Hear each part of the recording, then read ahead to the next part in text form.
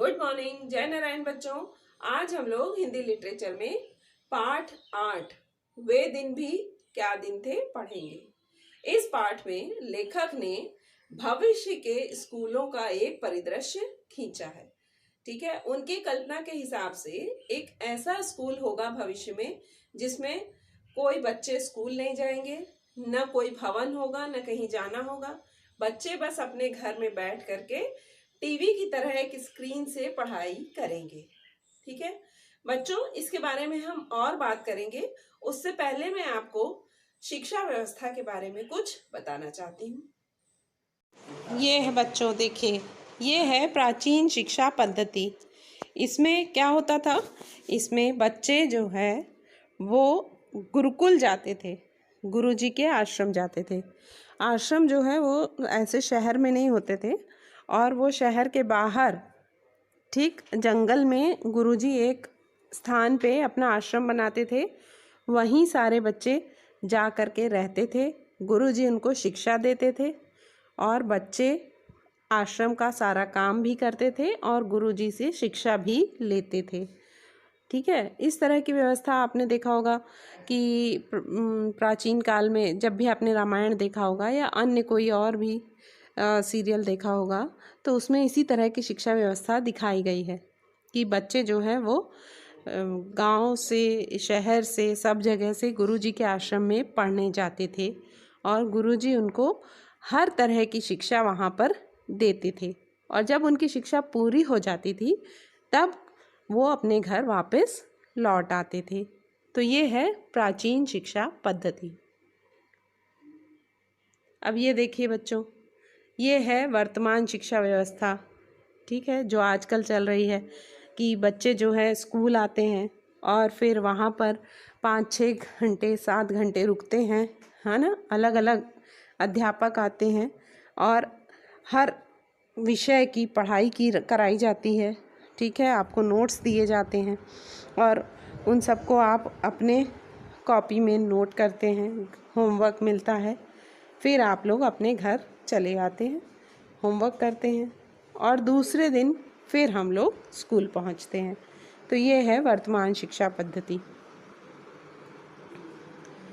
और ये देखिए बच्चों, ये है भविष्य की शिक्षा प्रणाली, जो पाठ के लेखक के कल्पना के अनुसार भविष्य में इस तरह के स्कूल होंगे जब बच्चों न तो किताबें होंगी, ठीक है, और ना ही बच्चे कहीं जाएंगे। वो अपने घर में बैठ कर के टीवी स्क्रीन के सामने बैठेंगे और फिर टीवी चलेगी, जैसे टीवी चलती है, प्रोग्राम आप लोग देखते हैं, उसी तरह से शिक्षा के प्रोग्राम्स आएंगे। हर विषय का एक प्रोग्राम चलेगा और लेटर्स उसमें आएंगे और फिर वो मशीन ही आपको कार्य देगी और आपको वो कार्य करके उस मशीन में दूसरे दिन डालना होगा और फिर वो मशीन ही चेक करेगी। और ये सारा काम आप अकेले अपने घर में एक टीवी स्क्रीन के सामने बैठ कर के करेंगे। मतलब आपका कहीं जाना नहीं है, कि कोई बच्चे साथ में बैठ कर नहीं पढ़ेंगे, कोई क्लास नहीं होगी। तो ये है इस पाठ के लेखक की भविष्य की शिक्षा प्रणाली। तो बच्चों, आइए अब हम लोग इस पाठ को आरंभ करते हैं। इस पाठ में 2 बच्चे हैं, एक का नाम है कुम्मी और एक है रोहित।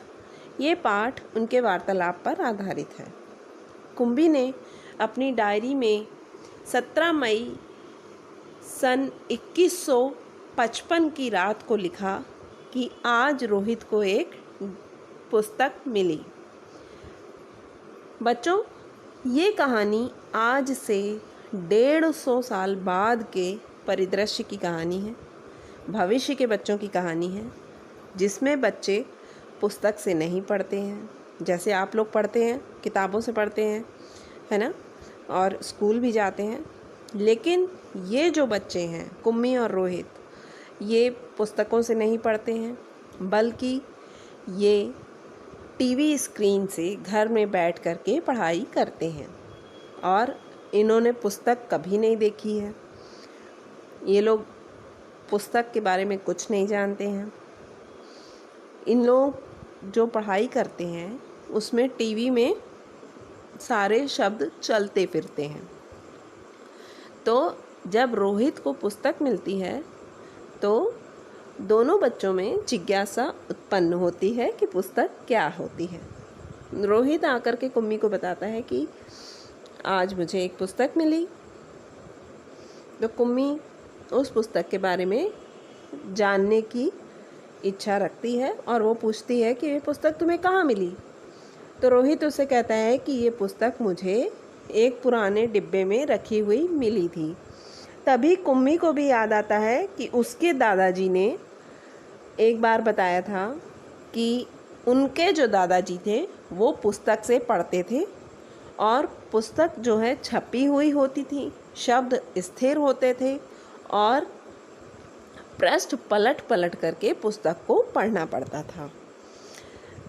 तो रोहित कहता है कि पुस्तकें तब कितनी बेकार जाती होंगी, एक बार पढ़ लिया और फिर बस उसके बाद उनको फेंक दिया, उनकी कोई उपयोगिता तो होती नहीं होगी। जबकि हमारे ज़माने में जो पुस्तक होती है चाहे जितना उसको पढ़ो और फिर वो नई की नई रहती है। तो बच्चों, फिर कुम्मी क्या सोचती है, पुस्तक के बारे में क्या जानती है और स्कूल के बारे में क्या चर्चा होती है, इसके बारे में हम कल पढ़ेंगे।